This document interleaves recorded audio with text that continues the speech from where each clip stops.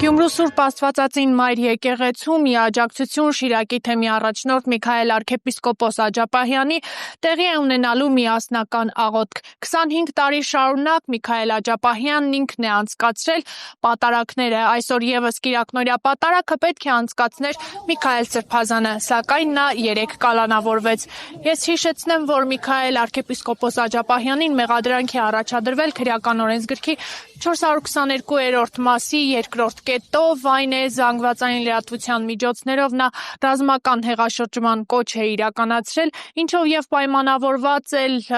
շաբաթ օրը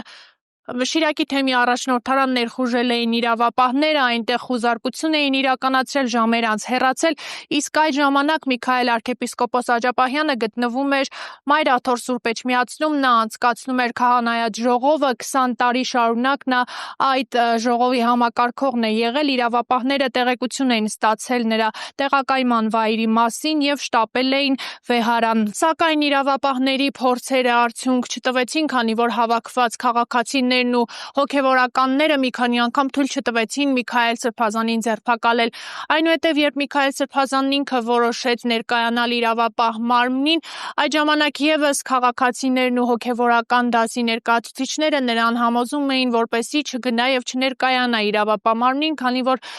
գիտեին, որ դրան հաջորդող իրադարձությունը լինելու է կալանավորումը։ Մենք մինչ կսկսի պատարակը քաղաքացիներից կհետաքրքրվենք, թե ինչ կարծիք ունեն Միքայել Սրբազանի կալանավորման եւ ընդհանրապես իրավապահների կողմից վեհարանի վրա հարձակման վերաբերյալ։ Ինչպես եք վերաբերում Շիրակի թեմի առաջնորդ Միքայել arczepiskopos Աջապահյանի կալանավորմանը։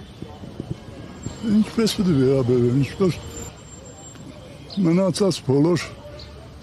կյանք տեսած մարդիկ, ապրած տարիքով մարդիկ, նույն ձևով ես մեր ժողովրդի հետ եմ։ Միքայել Սրբազանը կարող է սպառնալիք հանդիսանալ Հայաստանի Հանրապետության համար։ Ինչ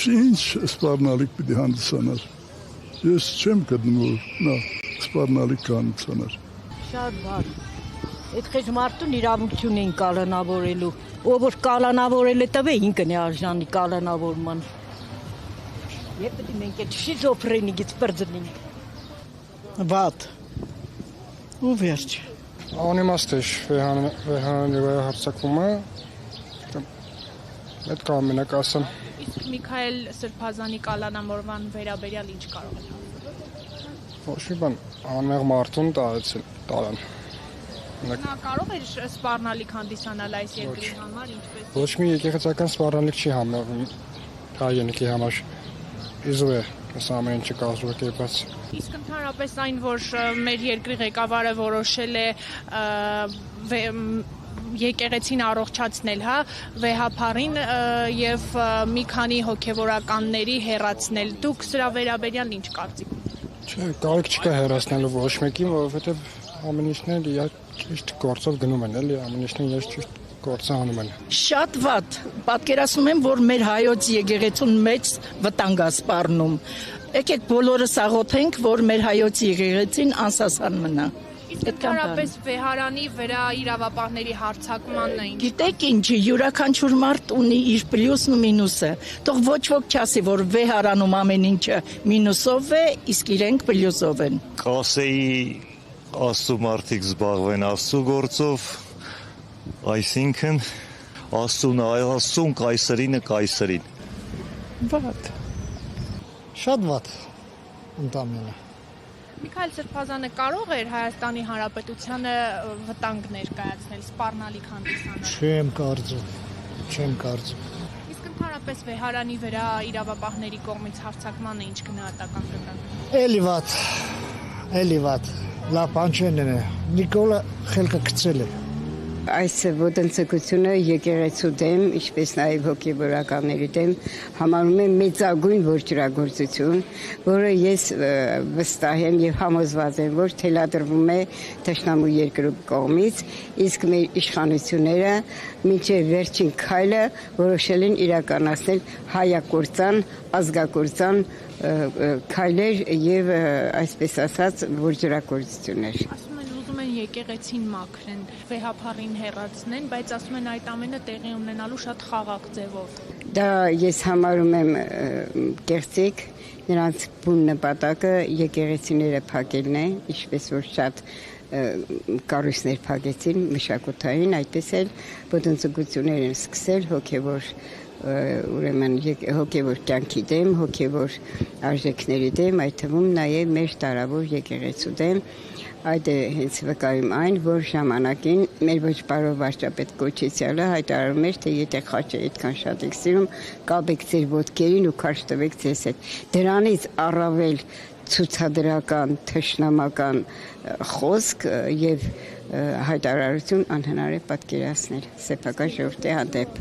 Կարծես համակերպվանք Արցախի կորստի հետ, կարծես համակերպվանք 44 օրյա պատերազմի հետ, բայց անընդհատ այդ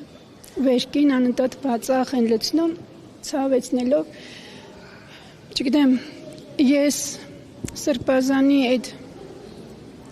ձերբակալության օրը, երկրորդ օրում այդ մայր տաճարի այդ կոճերի ժամանակ, ահա որ սրտի ցավից լաց եմ եղել, ուղղակի բարձրացան լաց եմ եղել, որովհետև այս ապիկար իշխանությունը ուզեց նորից երկրորդ անգամ փորձելով կոտրել հայի ողնաշարը, Սրբազանի եւ Միքայել Աջապարյանի ձերբակալումը դա նշանակում է հայի ողնաշար կոտրել։ Ապիկար իշխանությունը թող իրանց մի հատ առողջացնեն 7 տարի մենակ մենք ցավ տեսանք, ինչ է նշանակում Արցախը հանձնեցինք մենք պետություն, ու մենք այսքան ժամանակ պետություն չենք եղել, մենք հայ չենք եղել, Արցախը հանձնենք նոր մենք պետություն։ 2021 թվականին ազգային ժողովի ամբիոնից հայտարարում է, որ կունենանք նույն արդյունքը առանց զոհերի ու ոչ մի հանցանք չտեսան այդ բառերի մեջ, ինքը մինչև հիմա մատների վրա, ամբողջ մատների վրա խաղացնում է հայ ժողովրդին, ոչ մի պատիժ, բայց հանգարց մի տարի առաջ, 2 տարի առաջվա, չգիտեմ ինչ, էմոցիաներից դուրս գալով, Աջապարյանի խոսքը դառավ ռազմական հեղաշրջման կամ ինչ-որ, չգիտեմ ինչ, այդ ազգի համար վատ բանոր Աջապարյանը մեզի պիտի ցավեցներ, եթե Աջապարյանը մեր ցավին փոշում չտար, ապա մեզի երբեք չէր ցավեցնի, կամ նույն Սրբազանը եկեղեցուց դուրս եկած ինքը ինչ-որ հապեկչական գործեր պիտի անեն։ Վեհարանի վերահարցակումը շատ սխալ է, օրինական չէ, չի կարելի։ Մուսուլմանները հայ եկեղեցու վրա չեն հարձակվել, դուք որպես հայն չեք հարձակում եկեղեցու վրա։ Վեհապարին էլ ընտրելը Աստված անդրեթրետ է։ Եթե Աստված ընտրելը թվելը մեզի այդպեսի վեհապար, մենք էլ պիտի խոնարհաբար պահենք եւ պահպանենք մեր հավատքը։ Վեհապարի գնացիր Էջմիածնի վրա հարձակվեցիր, ինչ պիտի օգուտ քաղես դու տեղից։ Բացի վնաս կընկես անեսքի տակ, հոգևորականին չի կարելի վարկաբեկել։ Բագրատ Սրբազանի եւ Միքայել Սրբազանի կալանավորման վերաբերյալ ինչ կասեք։ Դե Սրբազանին անթեպես չի կարելի կալավորել, որովհետեւ Սրբազանը հոտը հիմա անտեր է։ Չի կարելի։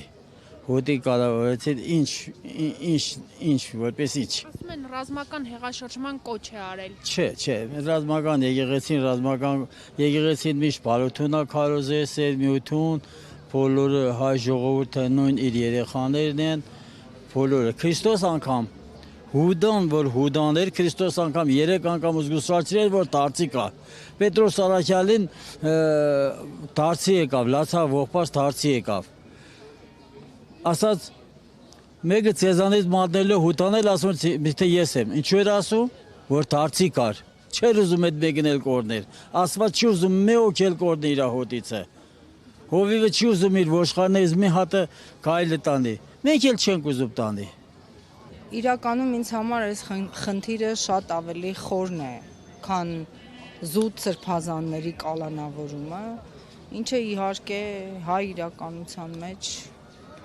անհասկանալի է ու վիրավորական ինձ համար իբրև հայ մարդու, որովհետև ես չեմ հիշում 37 թվականից այս կողմ նման բան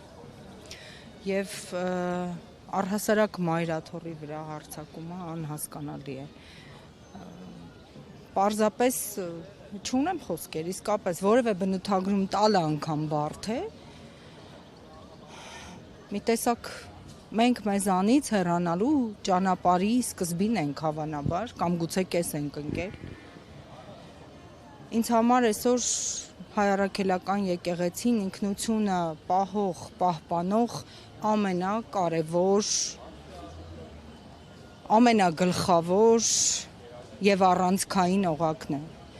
Միքայել Սրբազանը կարող էր Հայաստանի Հանրապետության համար սպառնալիք հանդիսանալ, ինչպես եւ իրեն վերագրվում է, հա, մեղսագրվող արարքը ռազմական հեղաշրջման կոչ է արել։ Միքայել Սրբազանը բոլոր ժամանակներում եղել է խիստ իր գնահատականների մեջ, եղել է անաչառ, եղել է մտահոգ, ոչ միայն իբրև հոգևորական, այլև հայ մարդ, քաղաքացի, եւ վերջապես հոգևորականն էլ է քաղաքացի եւ իրավունք ունի իր մտահոգությունը հայտնելու եւ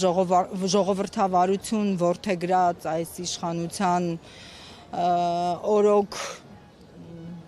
վախենալ ինչ բնութագրումներ տալ, ես կարծում եմ հիմա երևի բոլորը այդ վախի մթնոլորտում են, որը այնքան էլ նորմալ չէ։ Միքայել Սրբազանը չի կարող լինել սպառնալիք։ Միքայել Սրբազանը զուտ հոգևորական չէ, ես միշտ եմ ասել, Միքայել Սրբազանը մտավորական հոգևորական է, իսկ մտավորական չի կարող իր ազգի համար ծառացած